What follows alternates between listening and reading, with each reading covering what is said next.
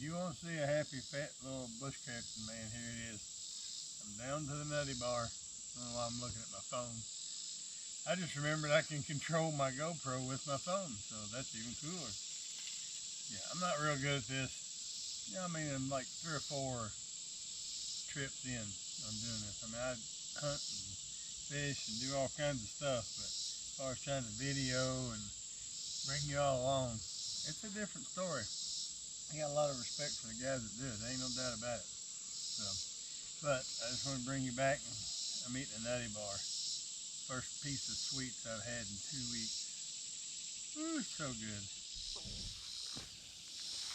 Well, I said I was going to make a chair over there, but then the more I got to looking at it, the more I said, nah, it's too short. Got that little piece of roof over my head.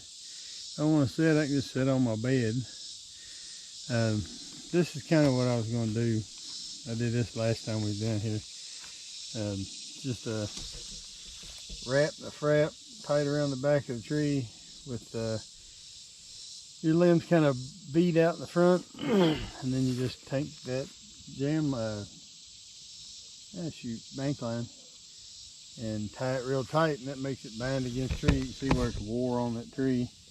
And you just cut your 2 little wide branches and a stick and put them underneath, and it makes you a little spot you can sit down, or if necessary, you can sit down for other purposes. Well, I just wanted to prove to everybody. I mean, it was my own concept. I'd never seen anybody do it, and I said, you gotta be somewhere you can have a seat at a tree and make your own place, you know. And like I said, if need be, it can be used for other purposes. Got a nice little spot. You can just kind of lean back, sit down. You can just sit here and rest. If you really want to use it for just sitting, you can cut you a few 12-inch limbs and lay across it and tie them down. If not, you can just leave it open. You can sit here if you want to. You can do whatever you want to with it. So I just thought it was a pretty neat little handy way to have a seat on a tree with a saw and some bank line.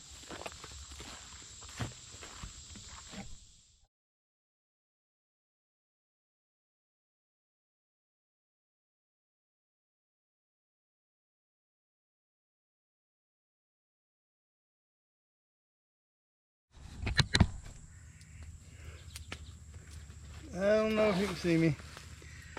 I tell you, this bushcraft filming stuff is difficult. So we got us a green limb. We're shaving off some bark. We're gonna slice up some deer meat. We're gonna hang it on this stick and hold it over the fire and put some salt on it and cook it up and eat it. Pretty much it for the night, for dinner. So just figured I'd bring you in here and let you know what we're doing, and try to get her right there, and then try to use this Y stick, poke it in the ground,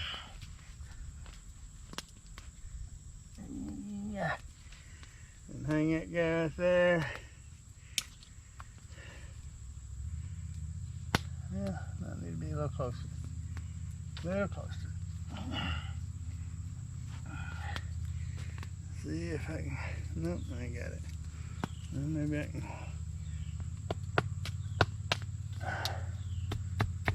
do it without splitting my stick. Get it pecked in the ground. Oh, it happened. Son of a gun, I know it was going to happen. I know it was going to happen, but I did it anyways. Okay. That's part of it, you know. That's part of it. I guess I can stick it in the ground and put me a little wild branch at the bottom of it to hold it. Let's get the meat going first. Close our fire and get rained on. So, salt,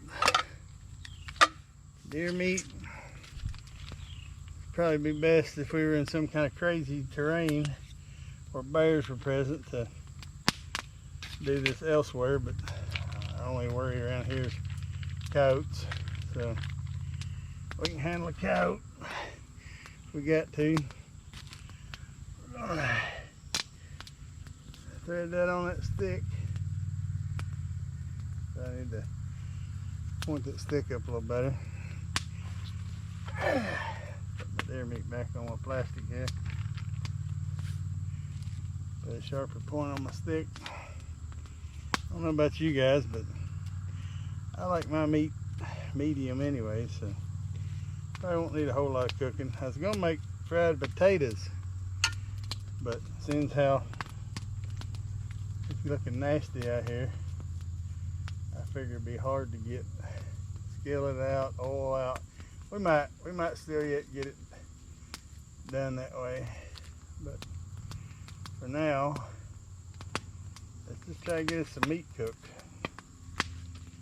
Let's see. I don't know if that'll go or not. Not too awful bad. Go over the heat. Well, probably would have helped if I got me some salt out.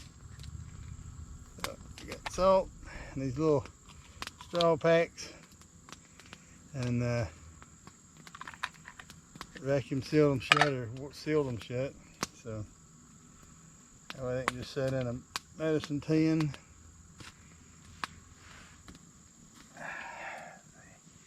Just pull it back up here, season it up a little bit more. Not like just old bland meat, you know, you gotta have some salt or something on it to get it to have some flavor, right? Got the smoke. Let's try that. See how that does. We got to. We can always use this little fella. Use that little guy to prop it up a little bit. See how that does. Put my knife away. It's starting to actually get dark down here. Seems to happen on me. It gets dark earlier than I think, and then I'm struggling trying to get things done, trying to film at the same time. It makes it tough. But that's what we got working. Got a hunk of meat over the fire. Got me sitting here sweating away, so I'll get back to you in a minute. Let's get some more stuff done. Alright guys, it's a little wet here. It was raining last night and this morning. But we're gonna, there's a few rumbles of thunder over in the distance. It's about 4 o'clock. I gotta get a fire going. Go ahead and get my deer meat going and get it on. That way I don't have to worry about it later on or try to do it when it's dark. I wanna go ahead and eat now while it's early. So I'm gonna set this camera up here and start a fire. I've got some little duct tape cotton ball things that I've made for a wet fire. I mean, you can look at that fire pit and tell it's pretty muddy. It's just mud and water and wetness. So I'm gonna use this little rock and that guy, and then I got some real fine tinder right here. It's cedar twigs that are dead, and you know they snap. So I know that they'll take pretty easy, and I got some other stuff and some different sizes of woods to get this going. Hardwoods at the end, cedar twigs in the beginning, just to get it going. So here we go. Let's see.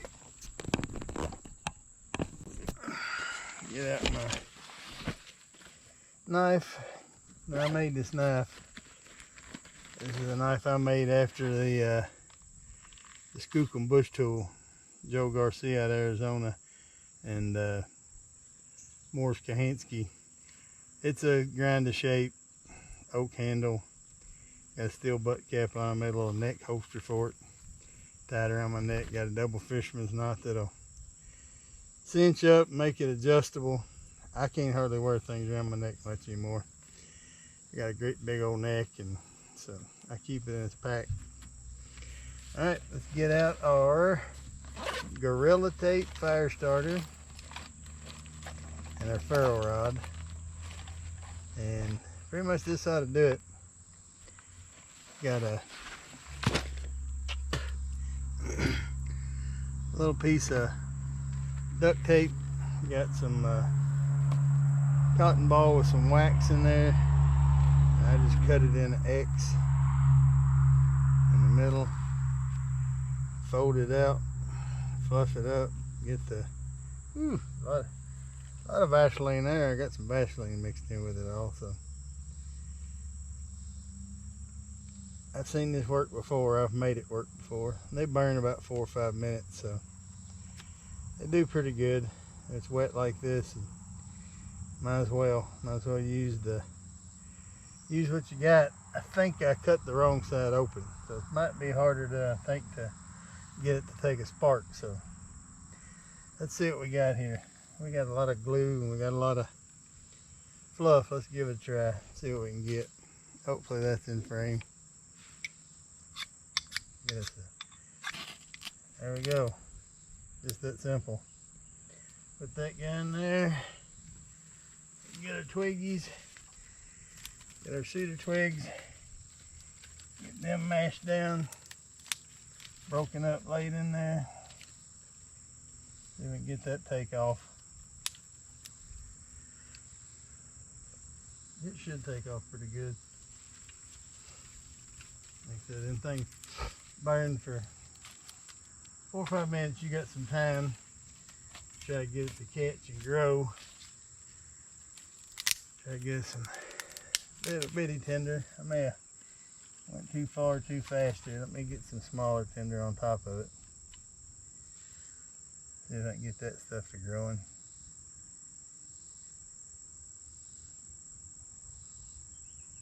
Come on. I think it was already going. I think I just monkeyed around and put it out. Always make sure and get your ferrule rod put away where it goes. Get your fire starting stuff put away.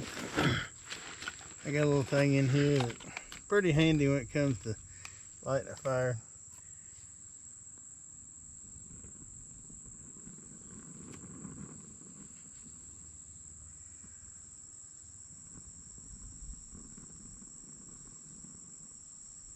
Little portable bellows. I've done lost the cap to it. Got so much stuff in here. It has a cap. I don't know what happened to it. Little orange cap. Well, we'll let that get growing and going, and we'll get back to you in a minute.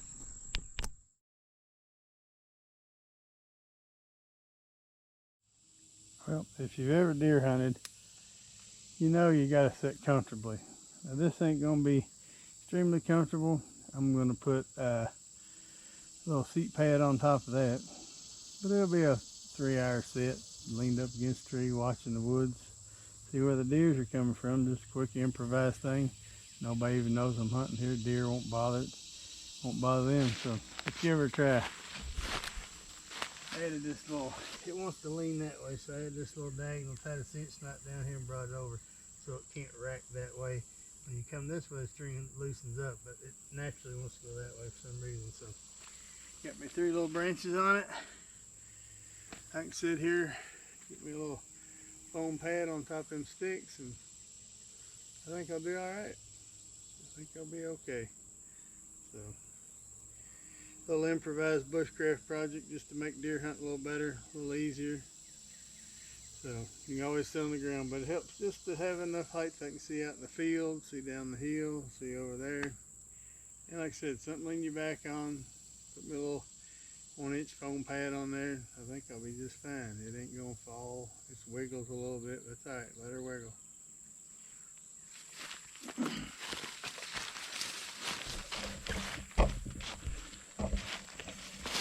Some cordage, some sticks, a little bushcraft chair. That's all. Okay, as y'all can probably tell by looking up the sky, it's getting dark. So my plan to cook my deer meat on a stick and have it ready before the storms come in probably ain't gonna happen. I tell you, sometimes it just don't happen the way the script calls for it to. Let's just hope we can make it through the night, you know. That's all we can do. Get us a little meat in our belly, and the worst comes to worst, we'll roll out and We got a trailer and a cabin, but I really wanted to make a trip out of it, but that way's not too bad.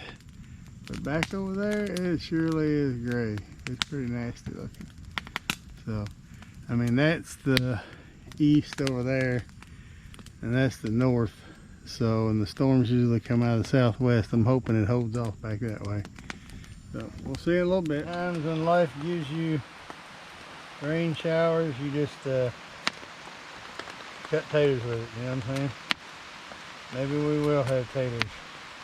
The rain ends, if the rain don't end, we'll go over and get our, that guy's gone. If that don't grow, we'll get our little jet bowl. We'll make us some fried taters since it's a heat weekend.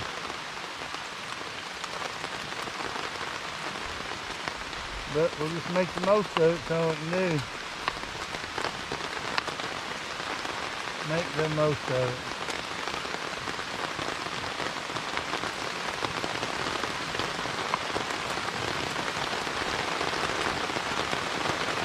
Yeah. Yeah. Let the rain come on down. It's coming down now.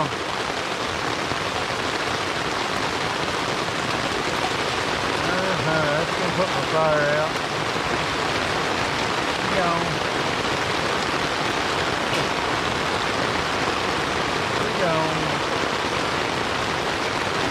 Well, my luck, it'll probably last just long enough to make it miserable, but hey, sometimes that's life. Good Lord knows.